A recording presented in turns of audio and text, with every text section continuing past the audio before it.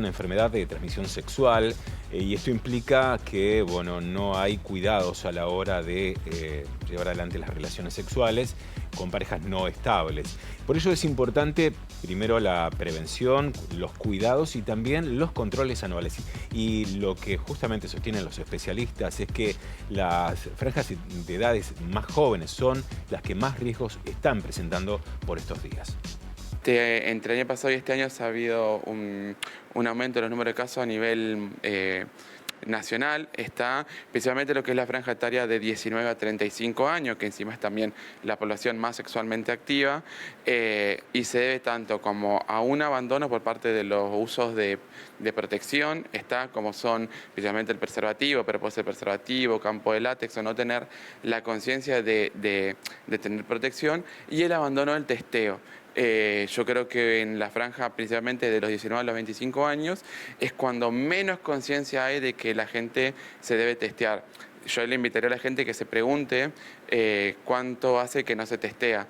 Hay una realidad que el colectivo de las mujeres en general, como tiene un control más seguido por su ginecólogo, los ginecólogos generalmente solicitan este tipo de estudio, pero por ahí los varones generalmente no se testean y entonces ahí es cuando se ve esa gran brecha de saber que uno tiene o no tiene la enfermedad, porque aparte, como te digo, la enfermedad es tratable, es curable, pero si yo no me trato, soy un transmisor de la enfermedad y ese es el problema que tiene. Uno muchas veces la puede transmitir y no sabe que la tiene y ahí es cuando se da la propagación. Yo creo que en realidad es más un fenómeno que se ha dado a nivel mundial, que como hemos llegado a la época de la postprevención en muchas cosas, por ejemplo, se empiezan a entrar en duda si sirve o no sirve cuando se sabe a grandes rasgos que si algo frenó lo que fue la pandemia del VIH-Sida a nivel mundial fue el uso del preservativo.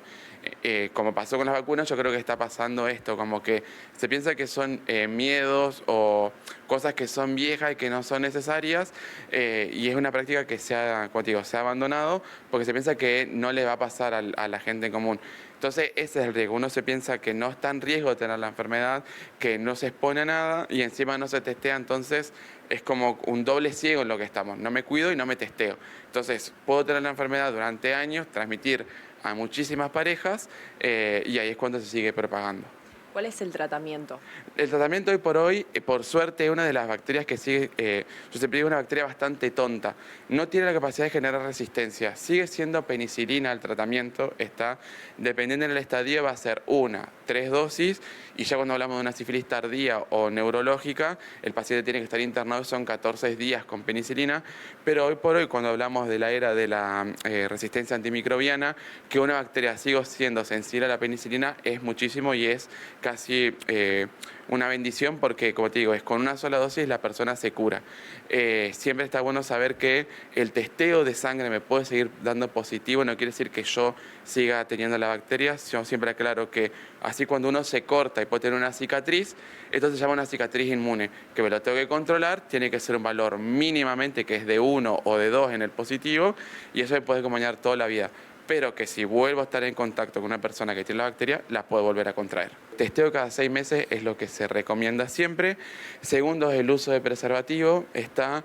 Y lo tercero, si presento signos y síntomas compatibles con alguna infección de transmisión sexual, ya sea secreción purulenta, ya sea por el pene, por la región anal o por la región genital, úlceras que duelen o que no duelen, manchas que me llamen la atención, fiebre que no sé cuál es la causa, consultar. Yo siempre aclaro que estas son patologías que son de consultorio, que no hace falta que corran a la guardia, porque se le puede dar cierta prioridad en el consultorio porque no es urgente y se trata y se estudia con tiempo.